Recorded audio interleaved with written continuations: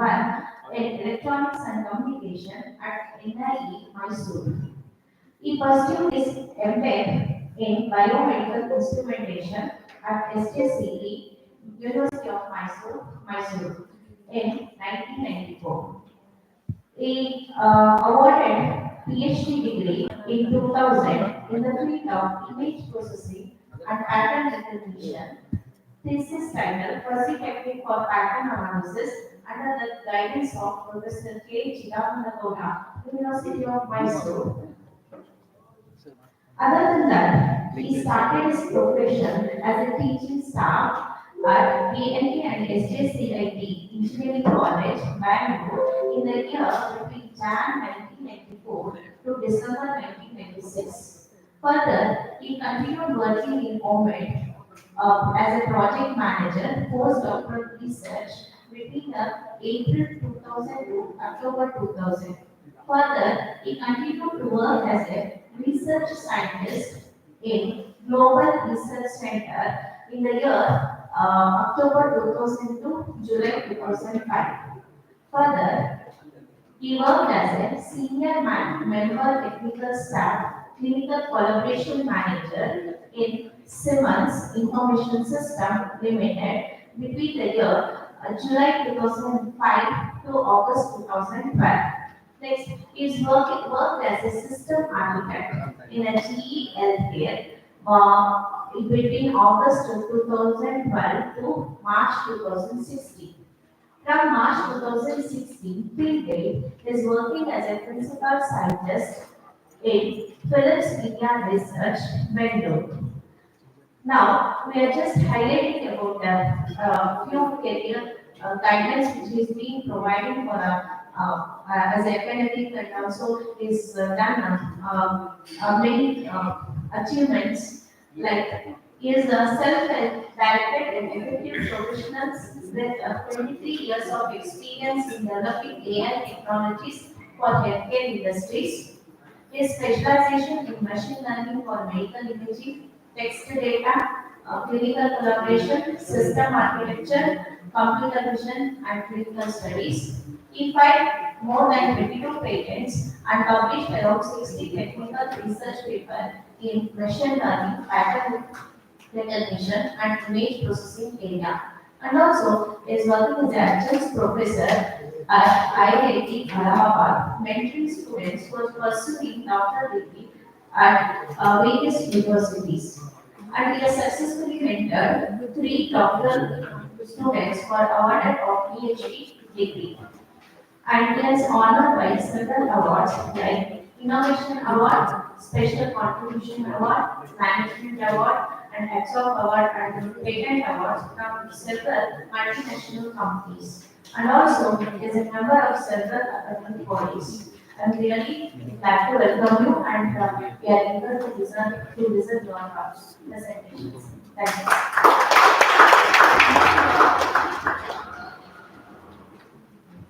Thank you, madam.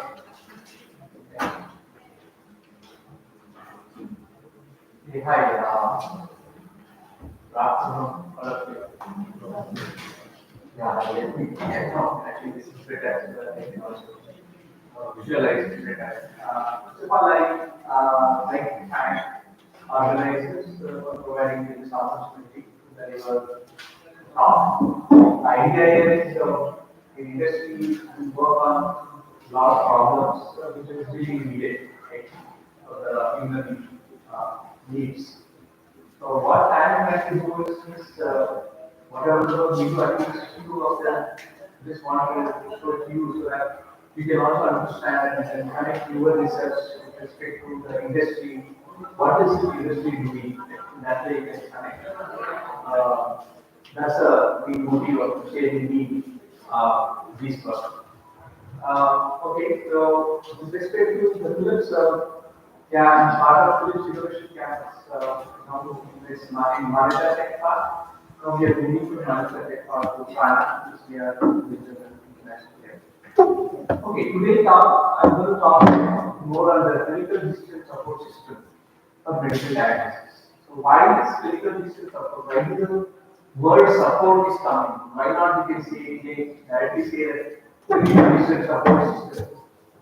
The reason why this support comes here is so whatever the AI model, AI algorithms, whatever you develop, you cannot really use them as a primary here. It will only be a secondary. That means we are going to aid or support the doctors, the radiologists to take the better decision. So in that, I just want to show some of the examples what we have worked in this.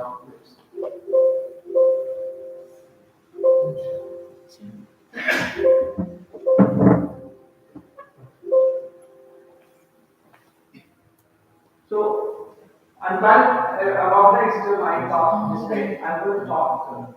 I'm going to give some examples on IoT for healthcare applications, and then I'm going to talk about generative AI introduction.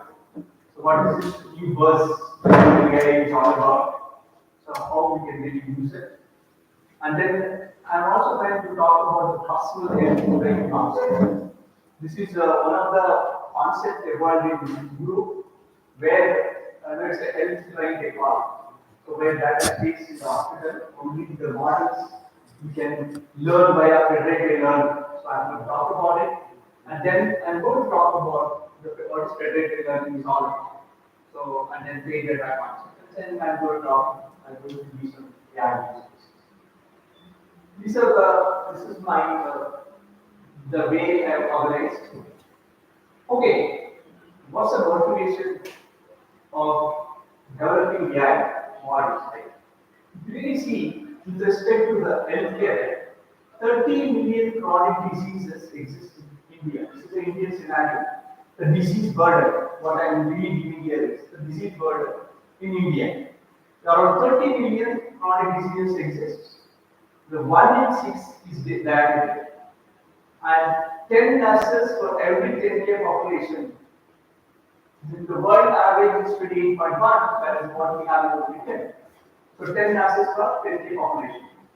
And then 22 million COPD cases, chronic obstructive pulmonary disease. This is one of the lung diseases. For example, you really go to Delhi, so you can always find many COPD cases. Okay? That is because of the pollution and other aspects. And then 40% urban with pre-hypertension. Already people are having, or 100% of people are having hypertension. And then 6.5 physicians for every 10K population, whereas world average is 14.2. Even world average is also not good. But our India is completely lagging 6.3. So this is the disease burden scenario of India. How do we really, for example, the staff shortage, right? And then the physician shortage. How can we really overcome this? Let's say this guy can really help to address at least fill some partial gap of whatever we are really facing here. Uh, and then let's when we see about the health data, right? We talk about health data. There are two different scenarios that we can deal with. One is about the well-being, and the other one is about the chronic disease. So well-being is what you are doing good. At the same time, you want to make sure that if you are healthy, you want to continue to be healthy. How do you want to continue that? So you need to measure your parameters and make sure that you are really being healthy. What are those parameters that you really measure? Example, right? You really see heart rate, body temperature, respiratory rate, sleep patterns, and fitness app. So morning, we had a lot of discussions, right? We have heard people who said that you should sleep for 8 hours. So you can sleep for 8 hours. You can be on the bed for 8 hours, but have you really gone through a sound sleep? What is your sound sleep pattern? That itself is a big thing. Also, that also can be analyzed. And then you can also, as I said, heart rate, temperature, all those things we can measure. And then we can build an AI engine to sustain good health. So that means we know the boundary conditions. So we can build an AI model. The moment the parameters go beyond the limits, we can always give prompts. Yes, hey, looks like the BP is going high, we can try that. So in that way, we can build applications. So how can we build, where we deploy those applications? That's on the mobile. For example, you really see here. So in this, in an IT profession, he really wants to do a query in the mobile, and then he wants to understand what are the different apps that available. And it clearly shows apps for tracking vitals, and it can also give you the health advice. Suppose someone is having a dermatologist problem, you can always visit it at the chat back and use it, and you can give the details. What are the nearby doctors available? What are their specializations? What is your problem? How do we map your problem and then identify the right doctor?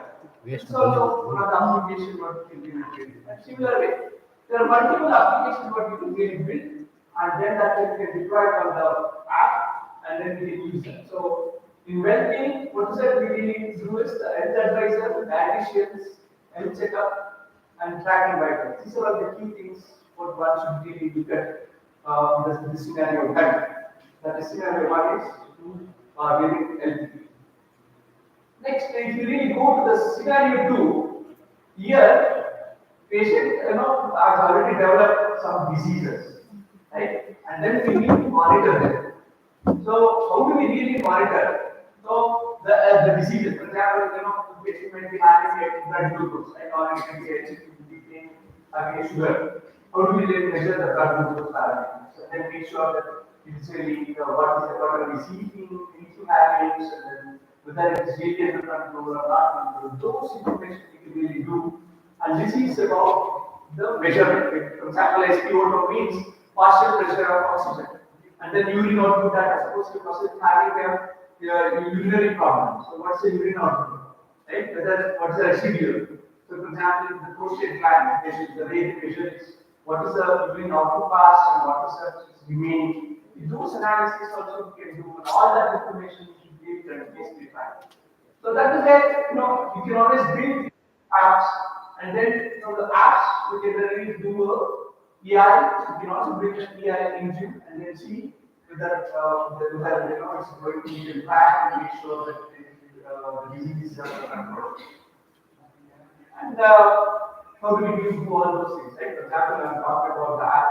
One can also build an AI, the AI engine. You really say that AI engine is, for example, so we can build.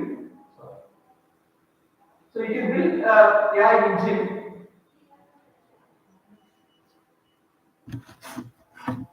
You can build an AI engine. So where you can use the cloud. Nowadays, you can always have an AI model and deploy it in the cloud. And then once you deploy it in the cloud, so once you deploy it in the cloud, and then you can always get the data, and then you upload all the data parameters to that.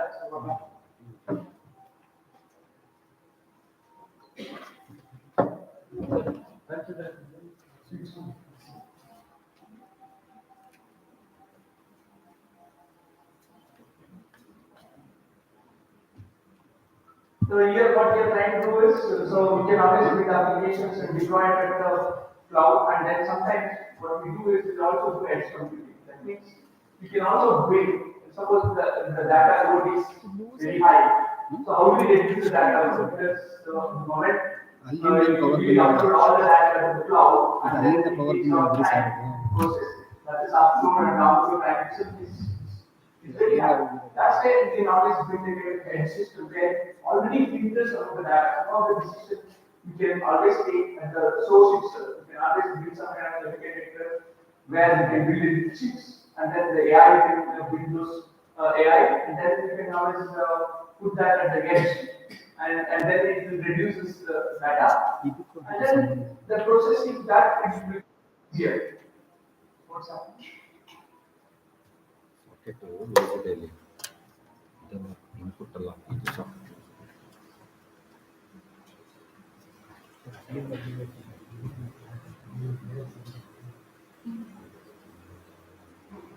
power or something.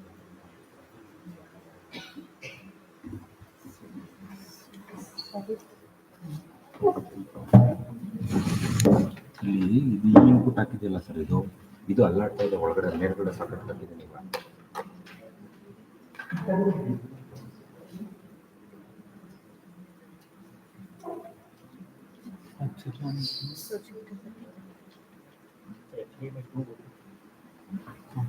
Okay,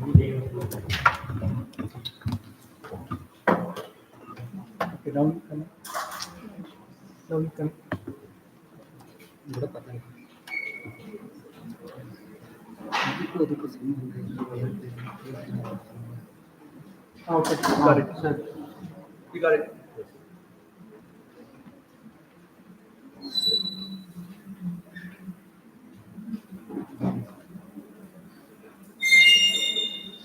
Back of the project.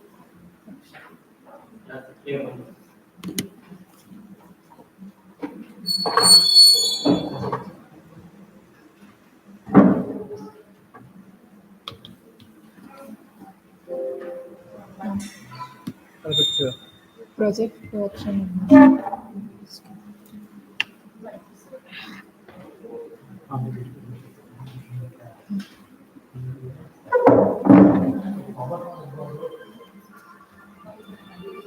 Okay.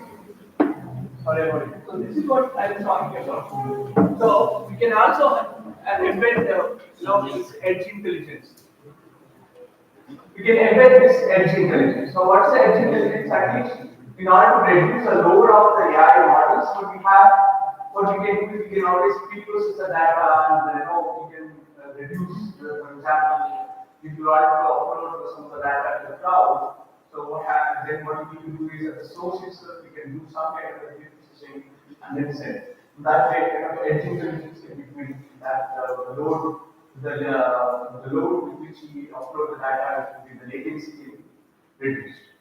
And then we have developed many applications, and then all of our AI applications are deployed to the cloud. And then, if you really see here, the one what we are doing is the user devices. You can always get the information either from a watch, or you can also always get the information from, for example, some kind of a test, and then that can be used the final diagnosis. You can also do via either a phone or iPad. You can always build applications on it, and then all the solutions will be sitting in the cloud. That way, this whole process will really help, and this is how we really deploy the solution. And then one example I just want to give is about the respiratory rate monitoring. So here we have with the respiratory rate about to classify the fast rate in children.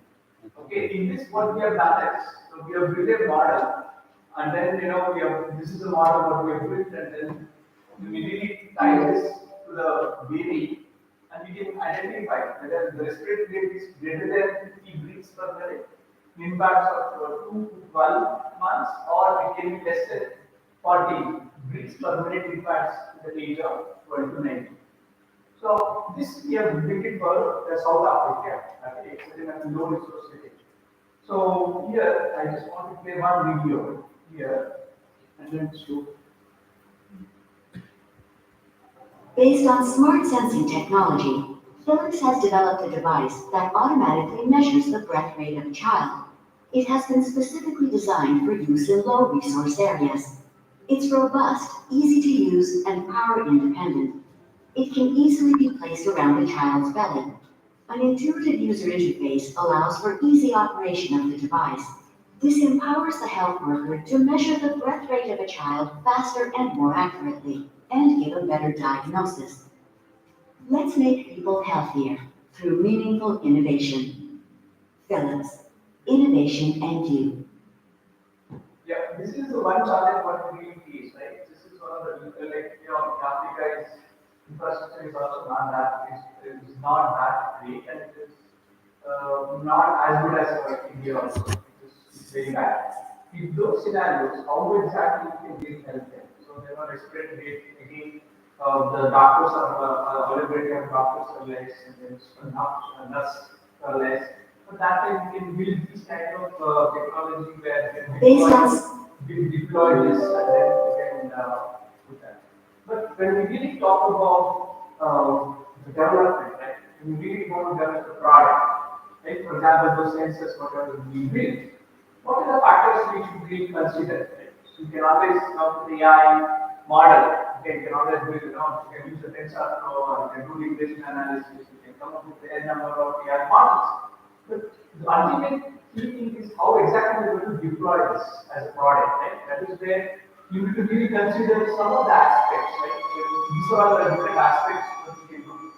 I just want to give an example with respect to the charm, the spirit, take what you bring to the village. Here we need to look at the comfort and the autonomy. So of course we really want to make this as a complete autonomous. So then obviously we need to compromise with respect to comfort. And similar way with respect to variability and durability. These are all the contradictions what we get when we really design products. So it should be good variability and then durability aspect also we should see. And then compliance and enforcement versus non-obstructive. Because we also need to make sure that might be FDA approval or different law of the land is there. So we need to make sure that whatever the product we develop, we should abide by the rules of the country. Those things we should really look at. And then the important indication what we really look at, right? Really see the prototype. We have prototype and then essential factors. If they are both prototype and the essential factors will result in a product. And then it really factors, what are the different factors that we can really do? Some of the factors I really listed earlier, right? Those are the factors that we really consider. But as I mentioned, already we need to strike a balance between sometimes comfort versus autonomy. And then in order to become a successful product, what we need to really do is we need to do a meaningful combination of all this, for example, autonomy, comfort, or other factors what we really do. So we need to do weight and then perform a combination and then come up with the product. Okay, those are the key things what we really need to look at. And then some of the advanced technology, now this FDP is all about IoT, right? So with respect to IoT, now things are also shaping up well. For example, Arbor and MITM University. What they are doing, they are using some kind of a pattern, where this pattern, the color will change. The moment there is a dehydration, the color will change. And similarly, there are some university in Texas, there is a wearable graphic, it is a very excellent electrical conductor, better than the copper. Okay, where it can also give a lot of information. Let me play some videos of this. We'll appreciate this.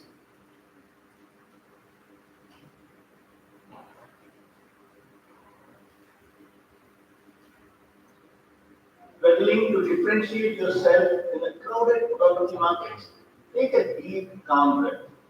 Can you see? You can't see the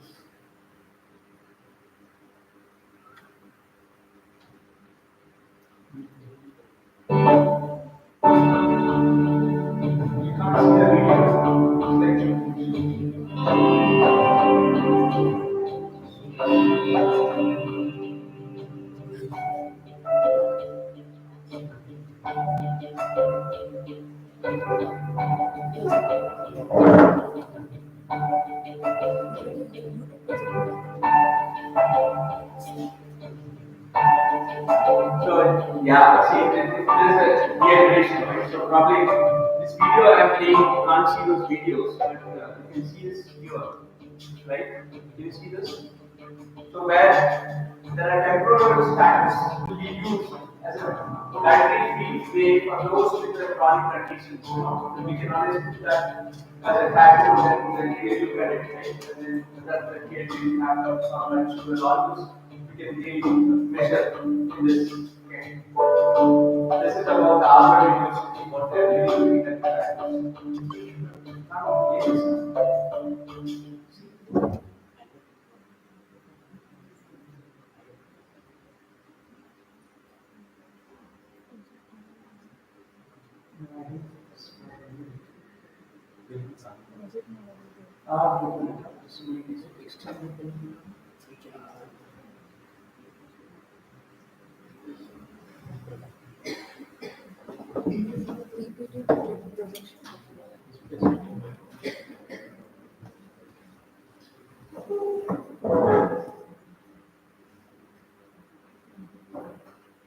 Can you just not spend time on it? Let's go.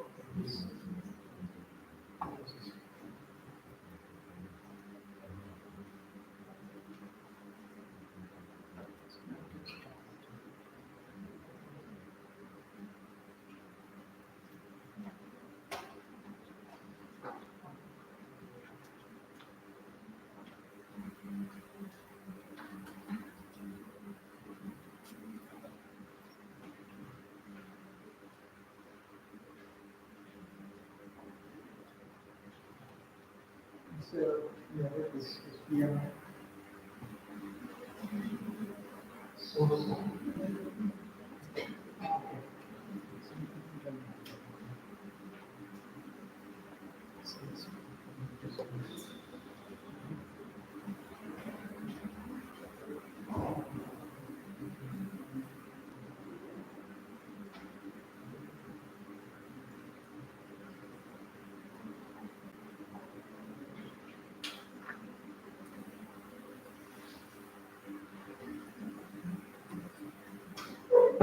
Sir ನಾನು help ಮಾಡೋದು cursor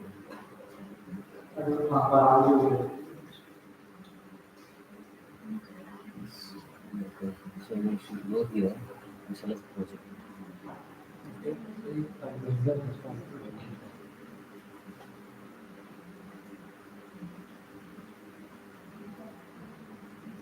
you do this one. Let's go. This big display. Sir 15 ನಿಮಿಷ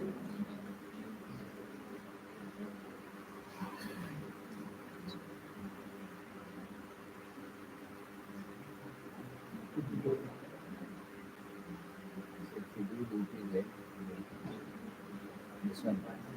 Yeah.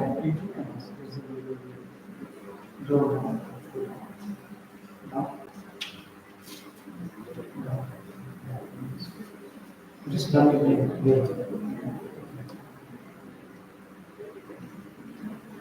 Okay, that is one. Hi, have you been feeling constipated lately for no reason? Or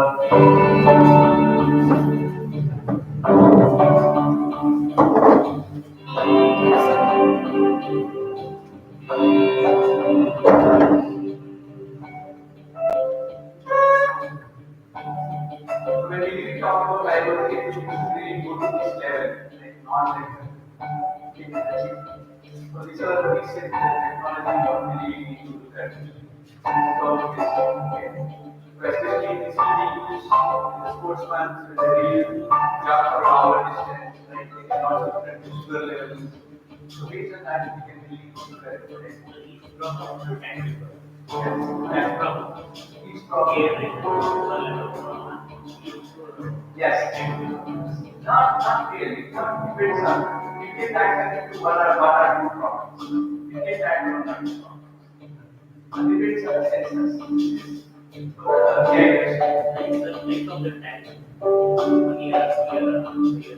that is not 1 year, 2 years. So probably they want to track the patient, like probably they for 1 week, some weeks, so like that. And then that cannot be there forever.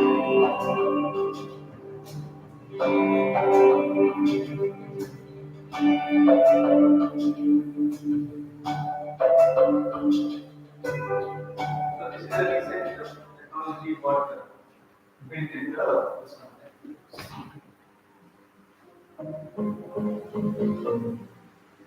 And the other one, what we really looking at is the other one that is.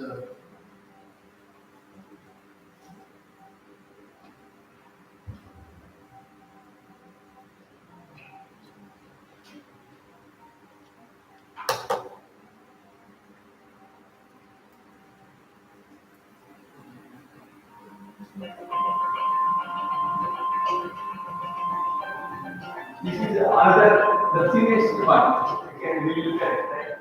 This now technology is so advanced. Now you can also build this semiconductor wafer side.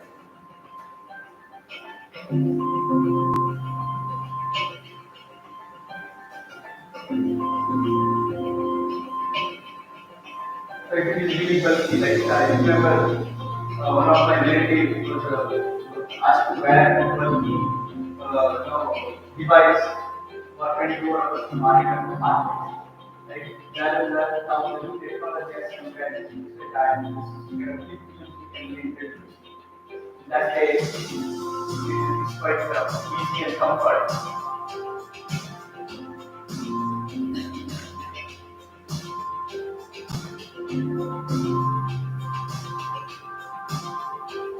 So it's subject to signals and then pass it to the smartphone app. So better compared to that.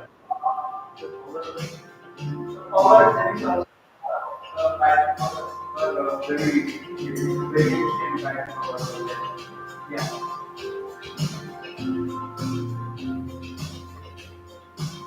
That's also very good.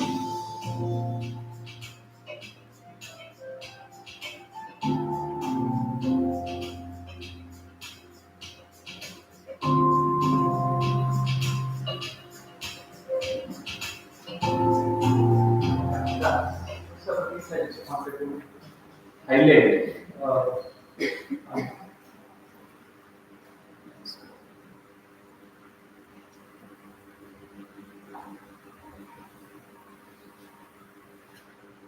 So now I just wanted to show some examples on IoTs or how do we pick up the health signals, right? So there are multiple ways of getting the health parameters.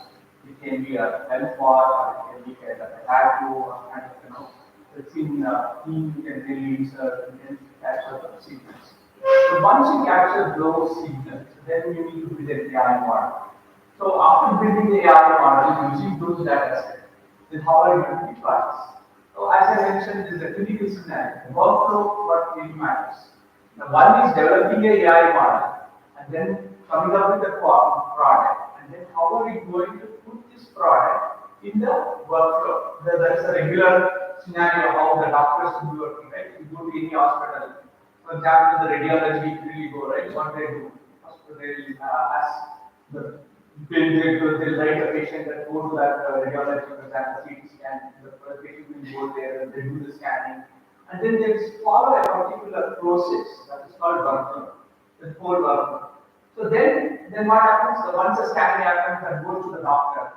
And the doctor will go through that and then he will analyze and then say, yeah, so there might be a problem here or not a problem, and then we will give a decision. So here, the one particular process what we really need to take in terms of clinical decision support is for any medical data, first we need to apply the algorithm. Suppose you are talking ML or machine learning algorithm, you apply that and hit the output. But don't show this output, the algorithm output to the doctor upfront. Because the moment you show it to the doctor, things are biased to the doctor. You should not show the output of the AI model to the doctor. So first you go allow the doctor to take an independent decision, and then after that let them press this the output, and then finally get a diagnosis. So finally doctors will take the call. So there are chances that doctor might resolve some of the certain lesions. For example, I just want to give this. When they perform the CT scan, right, the doctor is fresh in mind. For example, if you really want to do a CT scan, it's sort of thousands of slices you will get. So doctor has to go through almost 1,000 slices and then mark are there any lesions exist or not? Are there any is it healthy or not healthy tissue which should mark? There are always chances when he's fresh in mind, when he's in the beginning of the day, without fatigue, he can always do a better job. But as the day progresses, the fatigue will also catch up with him. And there are chances that he might miss out some of the subtle information he was very busy. What is the meaning of that? The missing out. That is certainly misdiagnosis. So, in certain scenarios, what happens if there is a brain bleed, it will show up in one or two voxels or one or two pixels. If, yeah, actually, when one or two pixels, if they really miss, then it's going to be a catastrophic failure. Right? So those are the things where doctors can always press the tab AI model and then they can identify unidentified. At the same time, AI model can also generate the false positives. It can be true positive or false positive. But then doctor has to make a call. Oh, whether whatever the AI model is showing is the right thing or not right thing. So finally, he'll be the primary reader. And that's how the whole process really happens, the clinical decision support system. So that's about the clinical decision support system. Now I'm going to talk about the generative AI. So before I stop, pause here for a while. Are there any questions?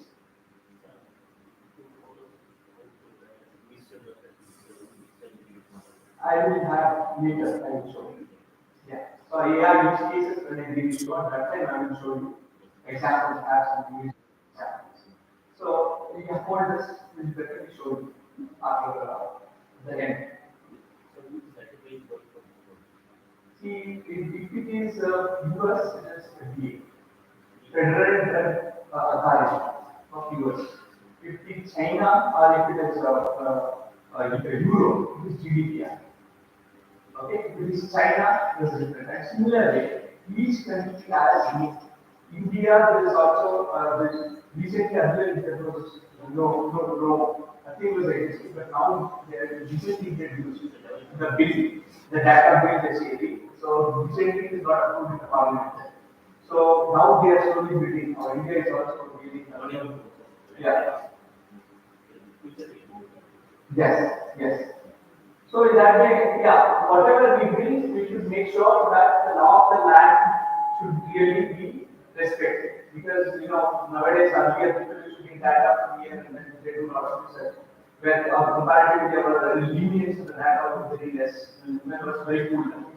Europeans or US they used to take data from here and then develop AI models. But now we can't take data out of the country. So those are all the rules what recently Parliament has come out with, right? So that they are going to introduce. Sorry? Ah. Which sensor?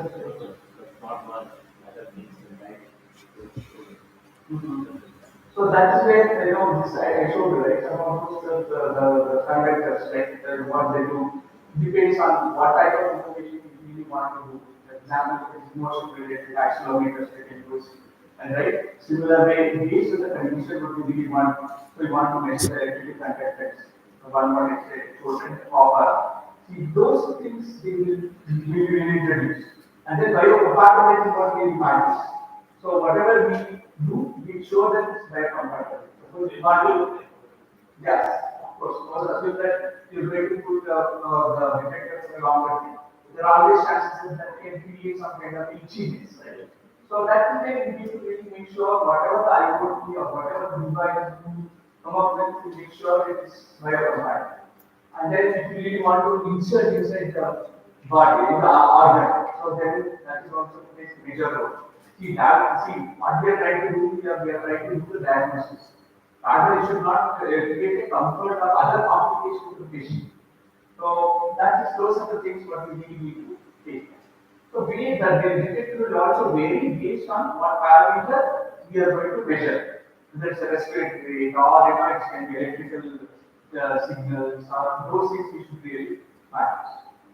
Okay, and then any other questions? What is the cost of your product that has produced? See, it depends on the country to country. Since it's a low resource setting, right? So that I'm not sure. It depends, right? So usually it is low resource setting, it is not that expensive. Because low resource setting, this is particularly designed for solar. So we have our own sales department, they'll take solar. But I don't know other thing, but it's not that expensive. Because this product is built only for the country. Low resource setting means, yeah, not very rich countries, right? Comparatively. So that way it's a little bit takes apart. Okay. And now let's take the gear. Now I will talk about the generative AI. So now people are talking about generative AI, right? So what is this generative AI all about? Let's try to understand. But this is really making a lot of revolution in the technology, right? ChatGPT, releasing large language models, transformers, SAM, segment entity models. There are so many things that are coming up. So what is this all about? Right? If you really look at it, in 2000, there was a machine learning, right? Where we were also doing kind of a standard classifiers, right? So where we do the model training, so we do develop your own features and then use those features and come up with the machine learning algorithms, right? That's called handcrafted features. So there, in that scenario, we were using in 2000, we saw more of a machine learning, right? And then as in 2010, the deep learning technique became quite popular, where you already have a pre-trained model, the unit pre-trained model, inception model, or multiple image net pre-trained model. those are the what were become quite popular. And then in 2010, we came up with the deep learning models. And then in 2020, these foundation models really coming up. So this is the foundation models are nothing but the generative models. So one example I just want to give is the SAM model, like segment entity model. This is from Meta. What they have done, they've developed around 1 billion masks. And based on those masks, yeah, they've developed the foundation model of by training on 1 billion masks. It's large data set. And similarly, large language models, right? Natural language processing. What they have done, they are trying that model is not data. They dramatically, you see, they use many books, and then to that for the learning process, they use many books, and then they also went into OpenAI and get into the issue, like the copyright issue, that is becoming issue. Why is it an issue? They fed many books to that to learn, right? Just like the way we read books. Similarly, they fed many books to that. That way, it has become a copyright issue. That's the basic essence what I really trying to tell is. So data can be text, images, speech that we can be multi-signal, or can be structured data, or can be a fixed signal. Okay, so and then we use this train and then come up with the foundation model. But in order to do train, we have large data set, right? So how do we generate the ground truth for it? See, when any machine learning model you really want to develop, what is really key thing is about the ground truth. So based on the ground truth, for example, if there is a lesion, the doctor will mark the lesion, and then that's called ground truth, and we use that marking and then develop the AI model. We learn from those markings, right? So we have used those foundations, and then we develop a pre-trained model. But what's the difference between the pre-trained model versus the foundation model? Is foundational model will be learned from larger data sets. How do we achieve semi-supervised learning, right? Where what we do, partially we take the model ground truth, partially it will be marked, and the rest it will be kind of semi-supervised approach, where we also use some kind of unsupervised technique and then make those models very strong. In that way, at the end of the day, what we get is the foundation model to be trained with very large data set, and that can be used extensively for different applications, like can be a question answering, that's for the chatbot, or it can be a sentiment analysis. Sentiment analysis, right? When doing this Twitter chat or whatever you do, we can understand sentiment of the customer also. We can also get feedback from on the product, right? So based on the sentiment analysis, whether the user is happy with the product or not happy with the product, those kind of sentiments will get analyzed. And then the information extraction we need to do, for example, any data analysis we want to do, we want to make sure that the information is extracted. And then if there is image captioning, of course, if given an image, we can always see that we capture the image here. And then identify some of them are students, some of them are teachers, some of them, like that way we can always do the caption based on the object, right? That is also image captioning. And then the object recognition. You can also identify different objects, chair, the human beings, and so many objects what we can really do, we can always do that. We can identify the object recognition. So, see, all this will happen with the semi-supervised approach. Now, if you really go one step ahead and then try to see what is this foundation model is all about, right? So, in the field, it can be a text generator. The example of a text is about the OpenGI model, where you have ChatGPT, right? ChatGPT 3, and then DeepMind graph. There's so many applications they have developed, and based on the foundation models for the text. And similarly for the code, where you can always do the code generation, and then for example, software development. Sometimes people are also thinking that these AI is going to replace the software development, software developers. Might be, there are chances. Going forward, it can happen. Right? And similarly, in the speech processing, for example, the doctor is dictating, right? For example, you go to any radiology center, what they do is they look at the images and then the doctor will dictate, and then while the typist will type everything. The whole thing can be placed with this speech processing where you can automatically capture that, and then the video processing. So given the video, you need to identify the different objects and different actions. And then the 3D analysis, how we really analyze the 3D and other applications. All those applications we can really do with this generative AI. You know that, right? Nowadays, people are using the large language models and then they are coming up with the many applications. Then that LLM will become a kind of a foundation model, and then on top of it, people are building applications. The people also talk about prompt engineering. What is the prompt engineering? Anyone knows here? Yes. So in that way, giving command to the AI in a structured fashion. Suppose already the LLM exists, but how do we really make use of it best? You should provide the information in a very structured manner, and then the query should be very good. That may based on the context. So you make sure that LLM understand your query better. So that is what the prompt engineering is all about. Now people are building, really engineering on the prompt. How we really make use of the LLMs better. So that is the upcoming thing what's really happening, right? Many startups are using this LLM. Right? There are already different APIs based on these large language models.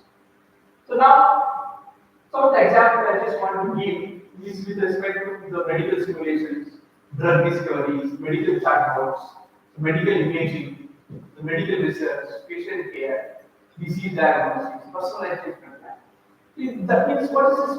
One example I just want to give is the personalized treatment plans.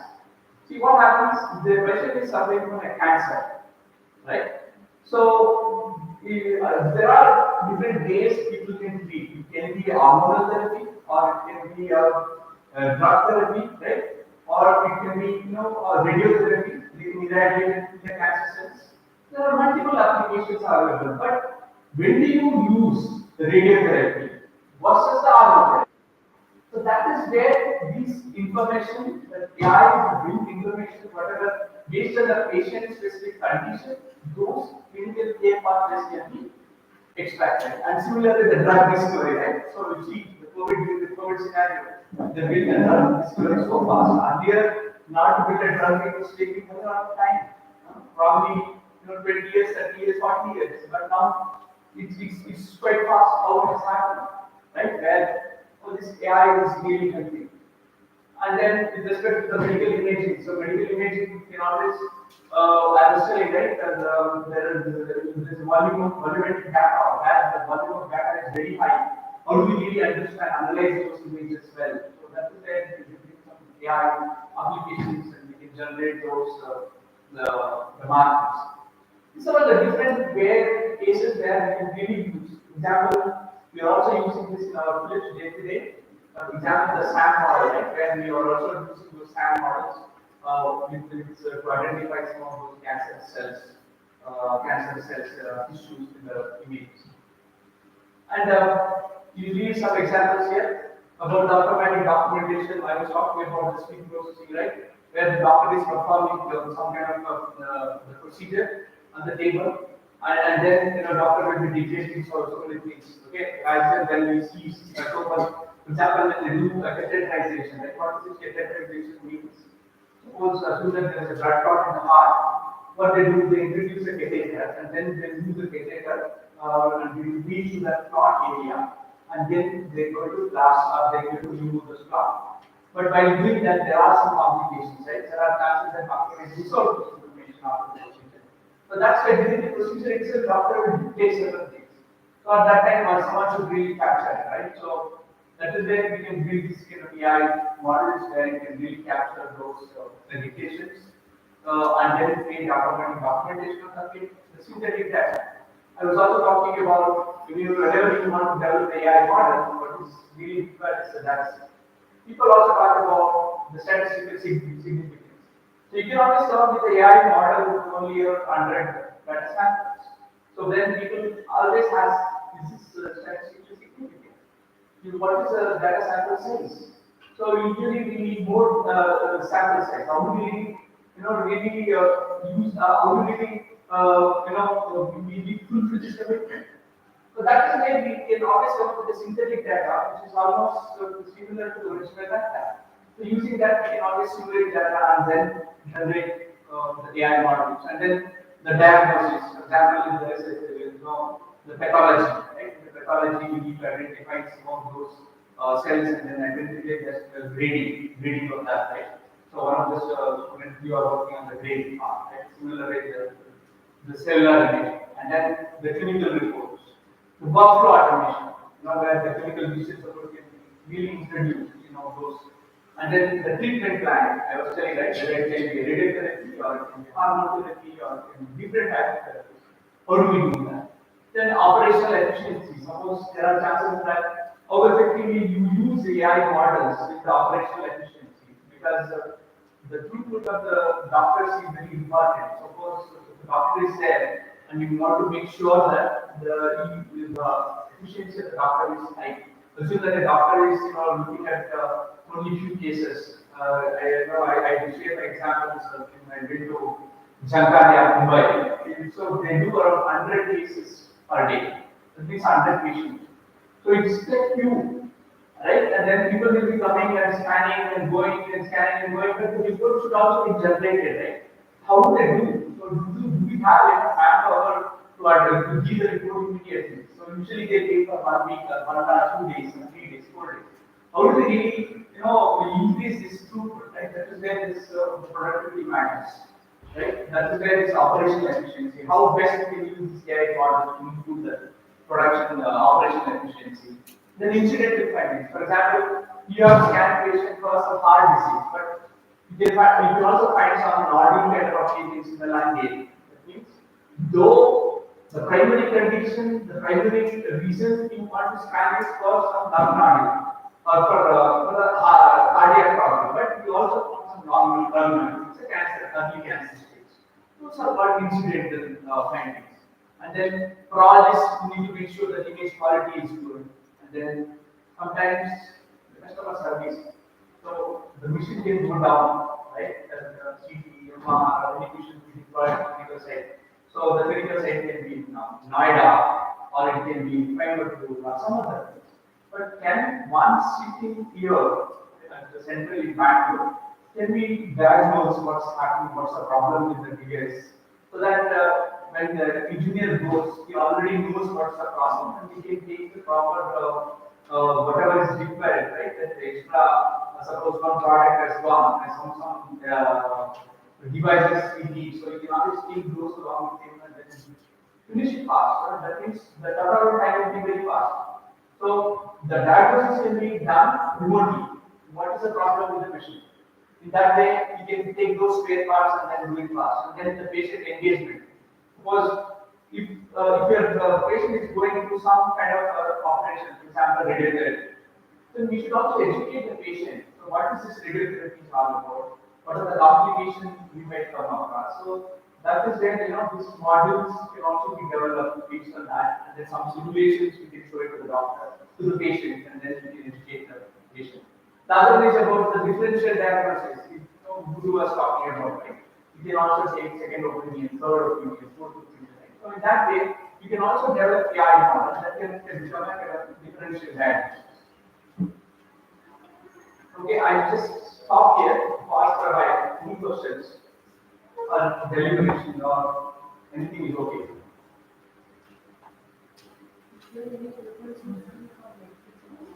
Open source? Medical? Yes, medical simulation is what simulations you are really talking.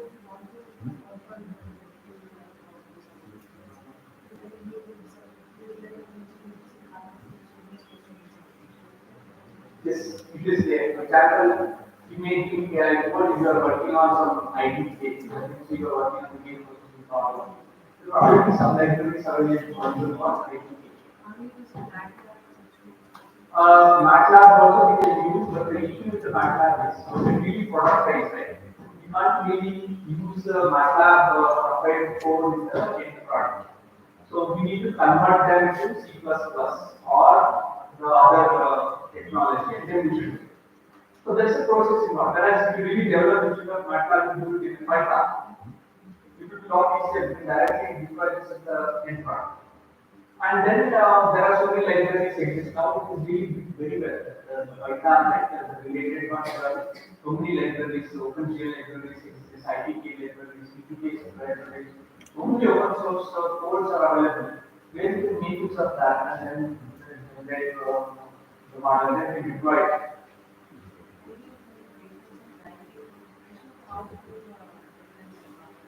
Yeah, see, we can't directly go to collect the data directly.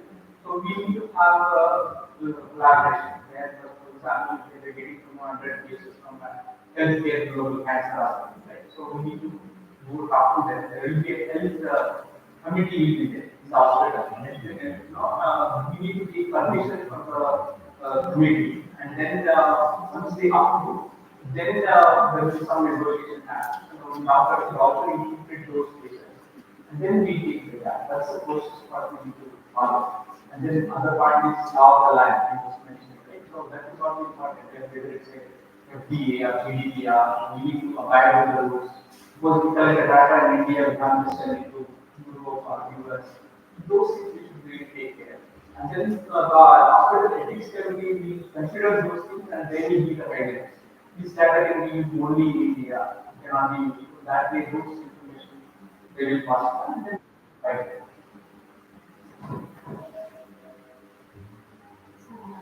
What are the techniques, algorithms we use, especially?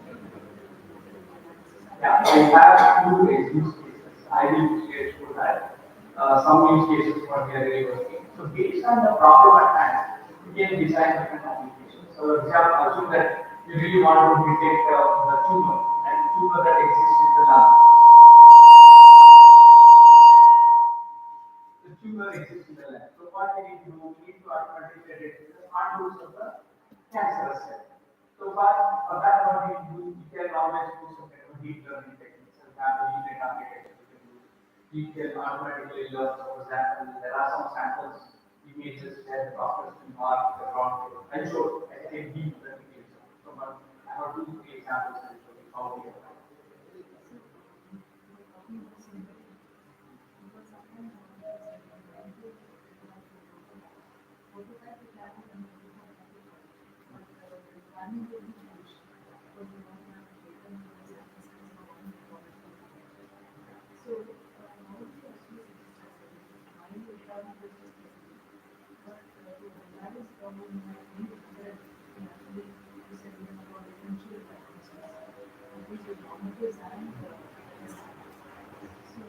So good point.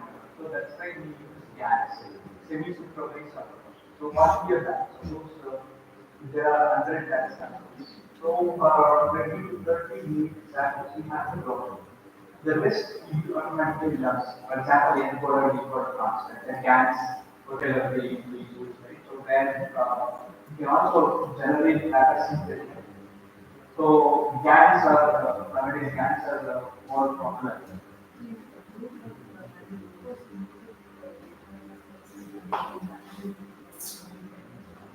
So what we have to do is we can always train the model before we run the training model. So assume that you generate where gaps. We can always depend to the authorities selection. Yes, I know that this algorithm model is really working well. Then the FDA will say, can you prove that your model is working on so many data sets? So the data set can be multiple hospitals. It can be global. You can see one location from India, one location from China, one location from Africa. So different population also should group. One example is I can give you see China. If you take the lung capacity is also very small. Similarly, take the person from Africa. So there is big, like really big. The lungs is a large amount. So whatever the algorithm we develop, to make sure that it clearly serves in both the process. In that way, the functionality, whatever the model you develop, if you prove it on the next data set, derived from the multiple clinical scientific sources. That is the proof points what we generate. But then by training the model, you can always use GANs, synthetic data, and make sure it is on point. That's actually. Any other questions or deliberations or reflections? So then now I want to talk about the personal health train concept. What is this personal health train concept? I just want to run one video. Nice video. Let's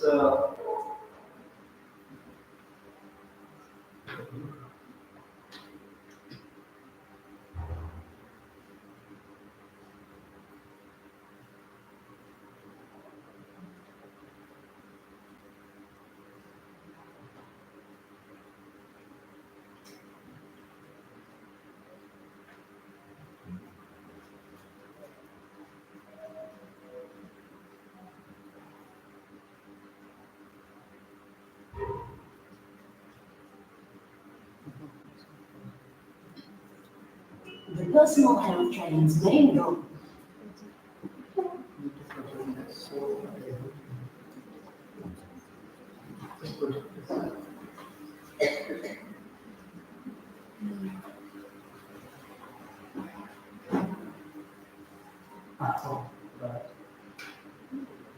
is connecting health data to make them more usable. Personal health management requires increasing amounts of personal data, but today this information cannot easily be used because the data are produced and managed by various healthcare providers, authorities, and more by citizens themselves. These stakeholders collect and manage their data in different ways.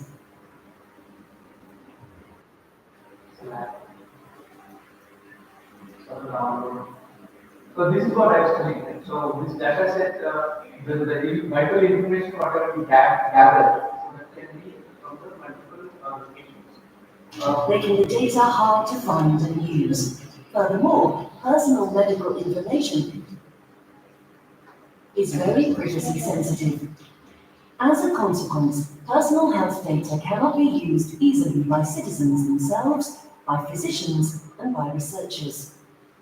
The personal health train goes to the root of this problem by building fair data stations. Fair protocols ensure that data are findable, accessible, interoperable, and reusable. These data stations are connected by tracks, which are strictly secured and protected. Fair data trains are constantly monitored, and only trains with the appropriate validation may enter a particular station. To secure privacy, every data station has rules. Each data owner has access to his or her secured station, and can easily request and control one's personal information. In addition, the owner can set rules for who can access the data and how it may be used. Communities with common interests, like patient societies, can choose to connect and organize their information through umbrella stations. With this access, a researcher can learn, for example, which cancer patients benefit most from novel therapies such as proton therapy. Or a citizen with a specific variant in his genome can be automatically alerted when new research results, insights, or possible risks become available. In this approach, the information is accessible for research, prevention, and education without the data ever leaving the station.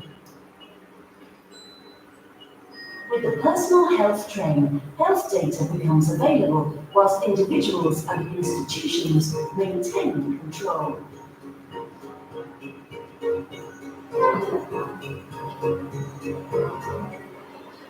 So here, what I really want to tell is,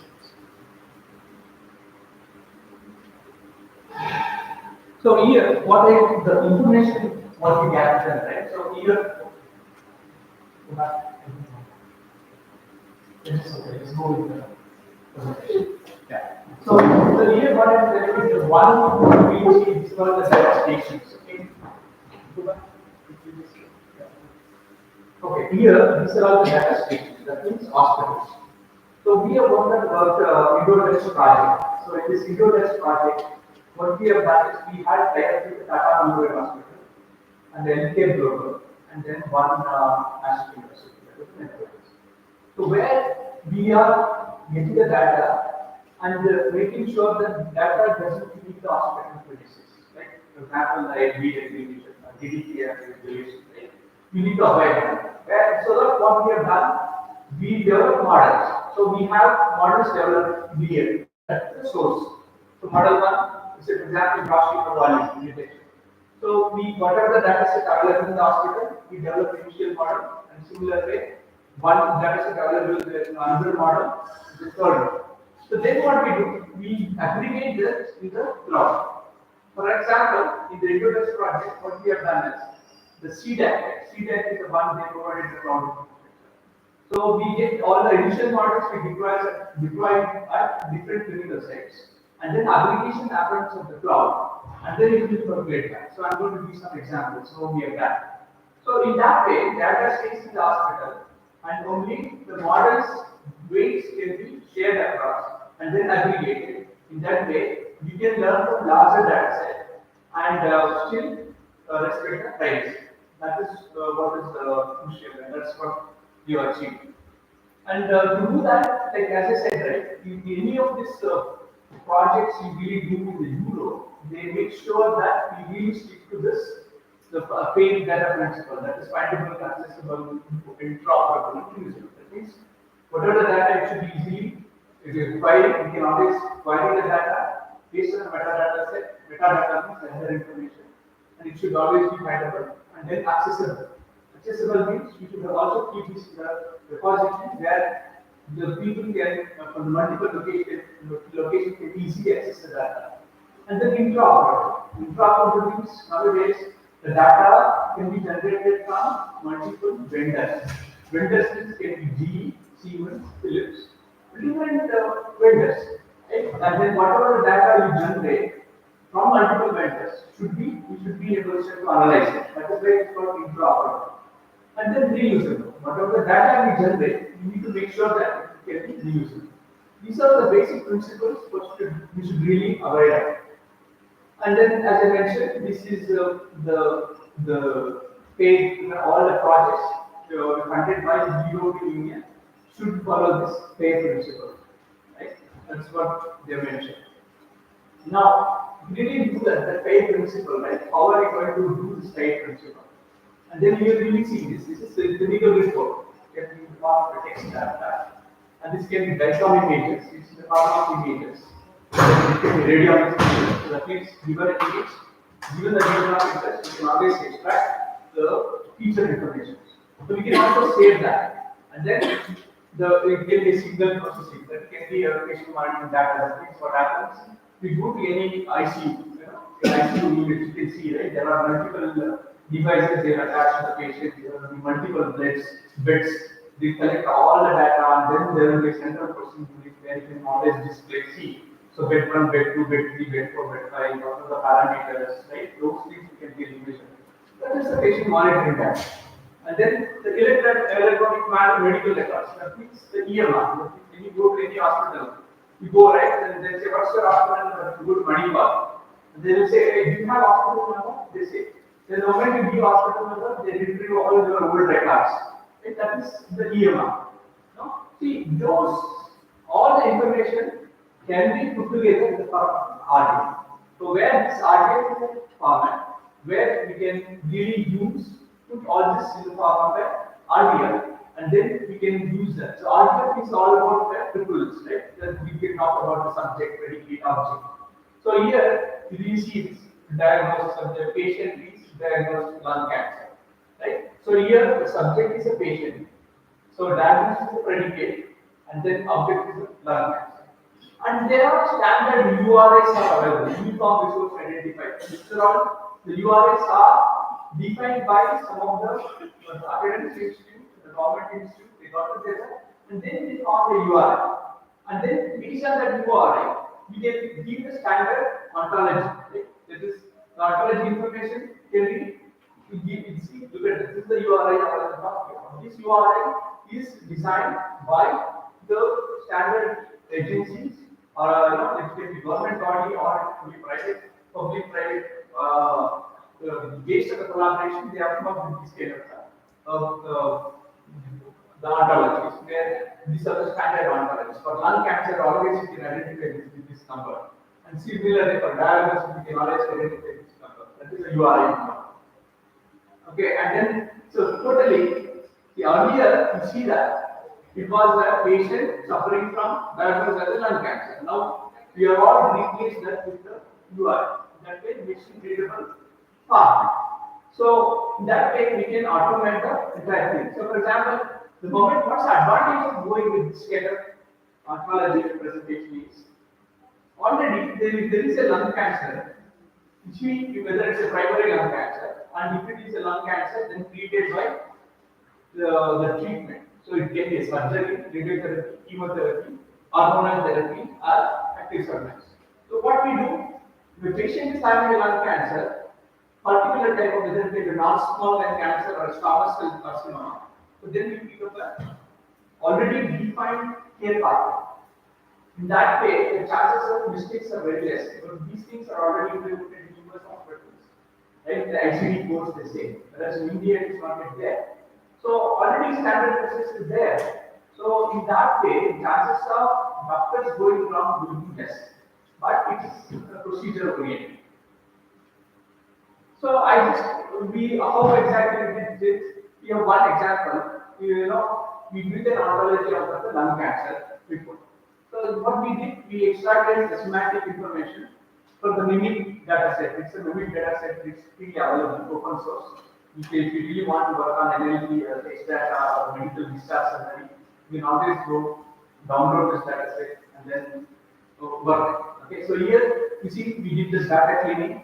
So here it's a report, data cleaning, and then we perform text extraction and the classifier. Just to say that the report has is a cancer or not cancer. Then we also identify what order it belongs to, and then we identify based on this information we identify the predefined ontology where clinical care pathways are given, and then based on that we decide on the treatment plan. So this is what we are. This is how the discharge summary looks like. It's a completely text data, and then we process that, and then this is the whole process. What we see.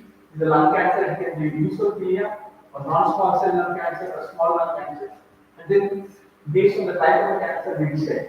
So here, what we have done, we extracted from the report, we got to know that this has small cell lung cancer, and here this is the small lung cancer, and then these are different types. For each, we have this number, URI number. So from the report, we extract, and then we identify that it is 3.9107, or it can be, what type of cancer it is. So based on that cancer, say for example, 100 mesothelioma. So here the mesothelioma exists.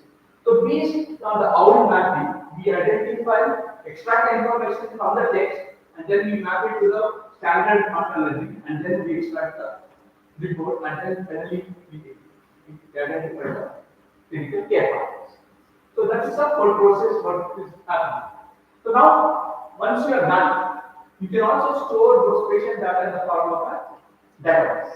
Because now, regular data set you already have many databases, right?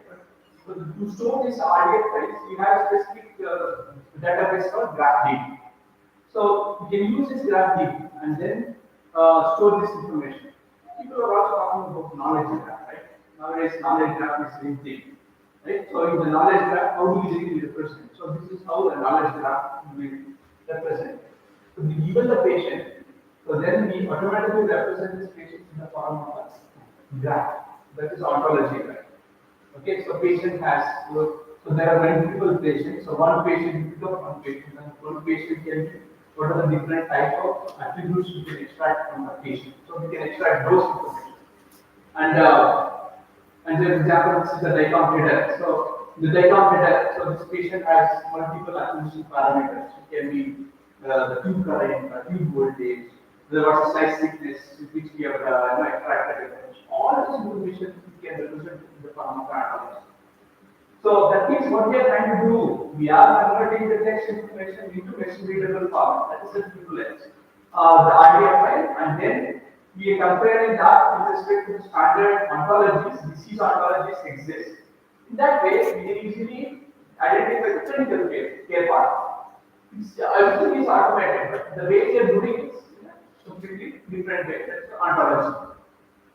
And this is going to be the thing in the future, right? And then this is a Sparkle query. So now usually you do SQL query, right? Whereas if we have using a graph DB, you need to do a Sparkle query and then get the information, right, of the disease. You can do a simple query. For example, if there is a patient record and get the patient information from the multiple sources, it can be text image or a text data or image data or a single data. Simple example, I'm telling you, okay, if I really ask you to develop one algorithm for imaging, you know how much time it takes. So and then if you take some time and then whatever the model you develop that works only on the image data. The moment you give the text data, it fails. Whereas here, what we are trying to do, we are not only extracting the information only from the image, we are also extracting information from the text, signal, and other information, patient information, and coming up with a unified technology that really helps and then get more information about the patient. That way, the analysis and diagnosis, whatever we do, will be better. So that's the advantage of this. So we can have your own system where we have RDF library sitting here, and then we do partner query and we get the clinical care part. So I was talking about the federated learning, right? So now the one question is, if you really want to learn from a larger data set, how do we do that? So that is where we use this federated learning, where the multiple hospitals can act as nodes. For example, I was telling, right, this is the fair data station, one it can be a Tata Memorial Hospital.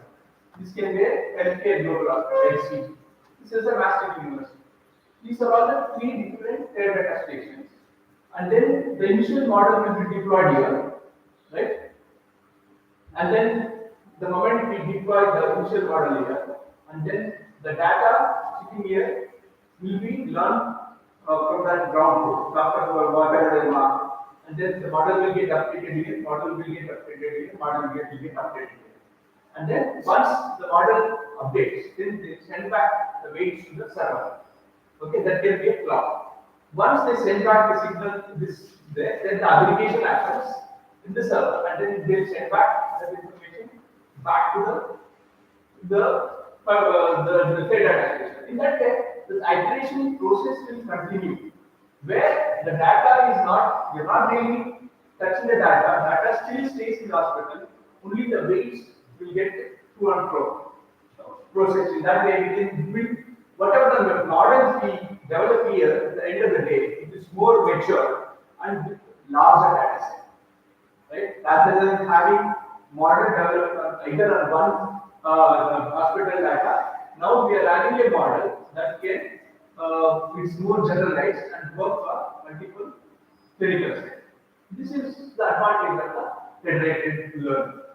Okay, so what we have done, we have developed a fair data station, conceptualized, we built machine learning models, and then we are also using the personalized frameworks. You know what? Here there are many features also, right? Now Modi is coming up with a very big initiative that we can, where we can also send proposals, especially in the health train concept. So now in Europe there is a Europe health train concept where they want to connect the hospitals across the Europe and then build this concept. And similarly, we can also have this kind of concept within India. So especially Tata Memorial Center, right? There we have their own satellite centers, right? And then how they really connect those centers together and then generate the models. That is what happening there. We can also send proposals and then get some funding. Think about it. That's about it. I'll stop here. Any questions on the federated learning? Reflections or deliberations? Okay, so I just want to talk about some of the use cases what I was talking, right? So this is one of the use cases where we built a clinical digital system for a lung processing one. So what is this lung processing one? Why do we require? The need is see in the CT or MR, the CT images, right? So what we do, we need to identify the contours of the lung cancer. So it's been probably lung. So then, why do we really need to identify the proper contours? Because we want to estimate the volume of the cancer. So why do we really need to estimate the volume? Because based on the volume, they can decide on the dose with which they can kill the cancer cells. So while they are killing the cancer cell, we need to make sure that this is the example, this is the cancer region, okay, and this is the cells healthy tissues, and these are all the different margins. We need to make sure that our beam is so centered and focused and kill only the cancer cells, not the surrounding tissue. So that is where the accurate estimation of the contour of the lesion is very important. So if you do it manually, it takes around 4 hours. So what we have done, so it's a patient, it's a doctor's time, clinician radiologist has to go mark the contours on all the volumes, images, and then generate this information. So that is where what we have done with the AI model, that can automatically do the module, right? For example, here you see this. This is the input CT image, and then this is the unit model what we have developed, and this is the cancer lesion we automatically detect, right? And this is a real model what we have used to train. Instead of the hyperparameter, we have used around 422 grams CT volumes. These are the different hyperparameters what we have used, and finally we have metric to measure the performance of the algorithm. And then if we see, this is the one lung area where you can see there are 5 markings. There are 5 radiologists, onco-radiologists. So they mark this, the lung cancer area. And this is the algorithm output we were able to mark it. So what interesting study what we did is, so though there is one region, if there are 5 markings, each onco-radiologist will also mark it with a different thing. That is where its interdata availability comes into the picture. So then you really see what we have done. We did it and we created a confusion matrix. Based on the confusion matrix, how many times the radiologist mark is agreeing with radiologist 2, radiologist 3, radiologist 4, radiologist 5. Here, see, look at it. So during this analysis, what we have observed is around 85% of the time the radiologists are agreeing among themselves, and 50% is still low conversion. So, what are the algorithm we developed? So, it was able to detect 94% accurately of the agreed region. So, some amount of knowledge between always exists if multiple radiologists or multiple regions are involved. Then AI can really help learn from the expert and then really beat the data and answer the data. Then we did this, the dice score and with respect to the lesion size, how the lesion size is varying with respect to the dice score, the analysis we have done. And then we have tested, we have evaluated, since there are 5 DBs, 5 radiologists, we also done the evaluation with respect to each radiologist and the performance seems to be okay. And then see, this is the lung lesion slice marked by radiologist 1, 2, 3, 4, 5, and this is the final outcome. This is one example what you can really see, right? How this is the one is marked by ground root. This is the radiologist mark. This is the radiologist marking. And then finally, our algorithm was able to predict those lesions, right? And see, this is comparatively, this lesion is big. Whereas see this lesion, this is comparatively small. So we were able to pick up those smaller lesions at that time. One thing what we have really observed during our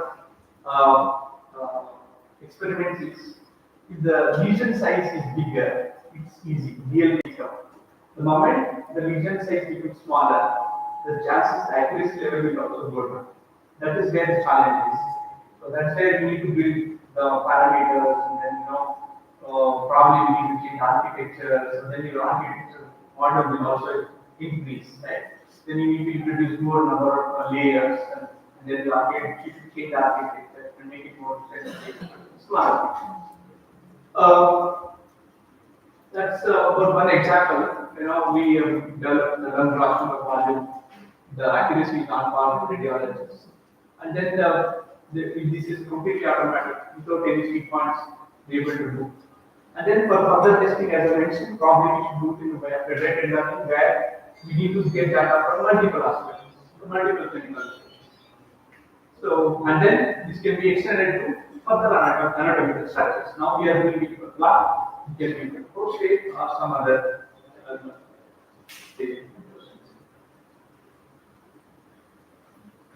That's one example. The other example is the micro vessel density estimation what we have done. So here it's a kind of a whole slide image. Suppose you go to any pathology center, right? This is how the whole slide image looks like. Then they take one particular smaller area and then they blow. This is what you see as the patch changes. And then here is what we really want to do is we need to estimate the micro vessels. These are all the micro vessels. And then this is the ground truth not by the pathologist.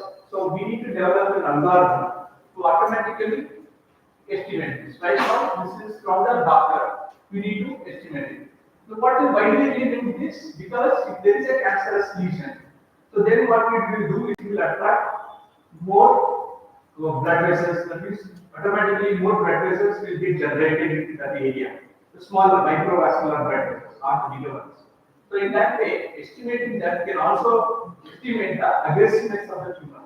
There are more microvessels, that means the aggressiveness of the tumor can also be measured. So what we have done, we have devised where here is a vast RCL. We have done this as a kind of course and fine-tune correction. So in the course, we were able to predict the prediction, but there were some false positives. So then what we have done, we have devised an handcrafted feature to eliminate those false positives. And finally, we get the optimal mask prediction. So then what we did, so we checked this with the ground truth. So initially we showed this, we analyzed our output with respect to the ground truth marked by pathologists. So then we observed there are some vessels marked by the AI, but pathologists were not being done. So then we went and showed it to the pathologists, like, is AI algorithm is doing wrong? They said, no, actually AI algorithm is better in picking some of the microvessels which is used by the pathologists. In that way, the ground truth accuracy itself has improved. And then see here, with the original ground truth, the true positives are 465, with the corrected reduced rate of 558. That means so many blood vessels were missing. And then with the AI help, we were also able to correct the ground truth. And that is the advantage what the AI can really bring, right? If it is especially manual labor, it is monotonous, there are always chances that human beings can go wrong. So you really design an AI model that can really help in identifying and marking them, that will really help, especially monotonous job, right? You really go to any pathology center, they will be highly having a microscope and then they'll be looking at it and then they'll be marking. It's a quite laborious process. And also it will be strained. So that is where AI can really help, especially pathology area. This is one of the best way where AI can really help the pathologists to mark it accurately. Yeah, so design mask RCL model, then it's mask for microvessels that enables quantification for microvessels per parts. That's a metric what they use to assess. And then it reduces inter-observer variability. That's what we have seen, where the number of microvessels does not pick up the AI. And then the model has really improved the overall accuracy. So we have worked with the clinical partners. This is in the Netherlands. So NK Global India, and then Aster Rangarajan from Tata Memorial Hospital in Massachusetts with the Undertaker and many Philips. So that has worked well. This here I stop. Any further questions, discussions, or deliberations are welcome.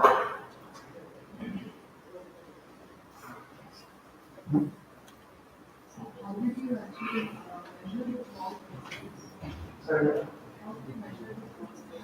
Fast, yeah. So that we measure with respect to the ground truth. So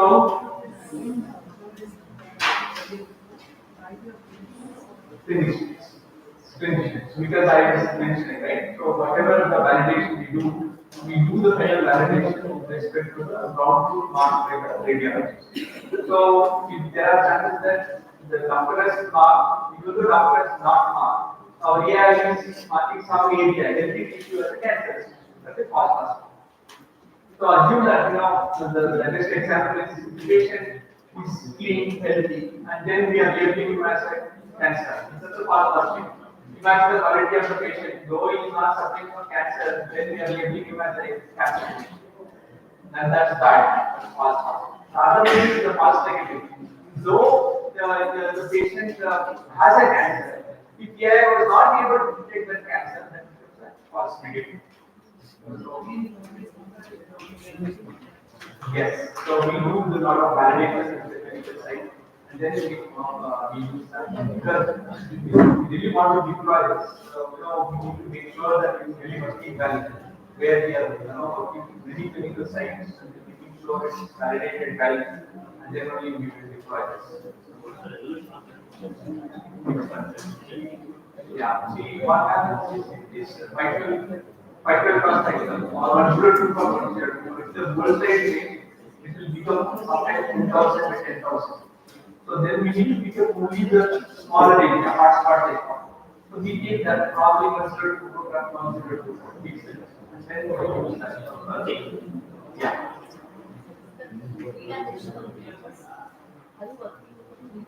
Yeah, for example, CD is a three-dimensional, where, for example, if we really do the scanning, right? So then we get the slices like this. And then we go through all the images and then we assimilate information, connect the information, connectivity information that we get. And then we do the, for example, the CT scan, whatever I showed, right? Here, this is a 3D information, what we yes, that's what we need. So we assimilate that with respect to the, for example, this IBC. So we identify this section where there is a one capture, and then connecting all the information together, and then we assimilate the body.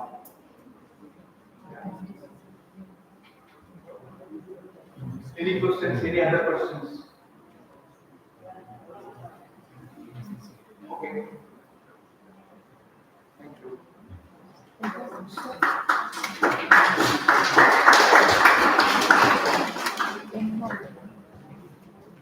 So it was really a wonderful session.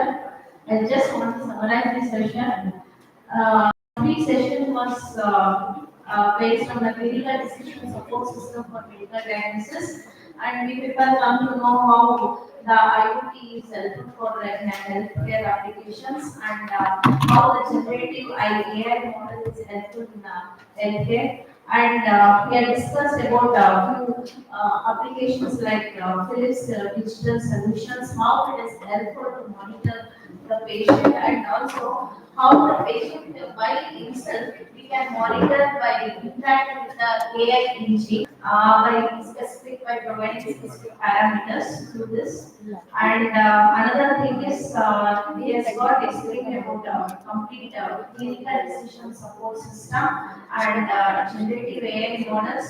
At the end, there's been clearly explained about how they are working with the applications using the AI model architecture to detect and diagnose and detect lung cancer. So I'm really thankful that and we have got because we gained wonderful knowledge, means informative we have obtained from sir. So thank you, sir. And I call Ramana sir to hand over this moment.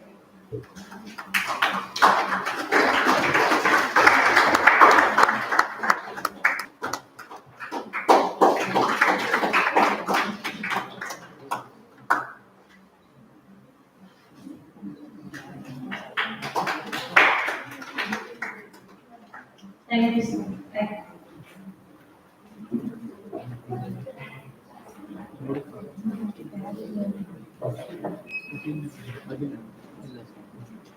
Bag. Flower pot. Participants, lunch will be arranged at easy.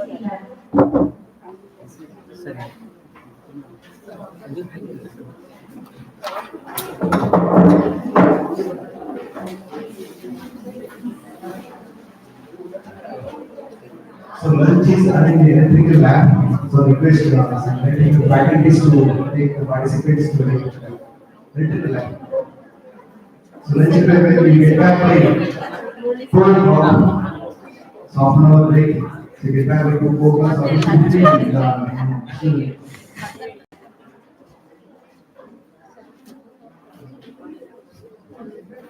Sessions will be continued from this college. Take care.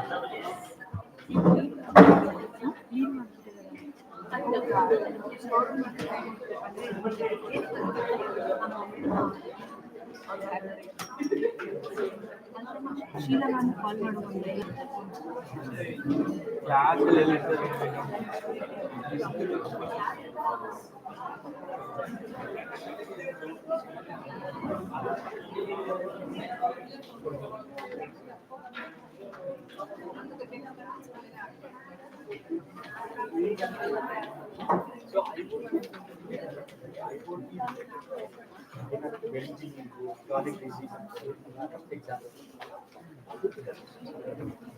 End ಆಯ್ತಾ end ಮಾಡುವುದು ಇದು ಯಾರು ಕೊಡೋದು ಅದ್ಬಿಡು first ಇದು end ಮಾಡೋದು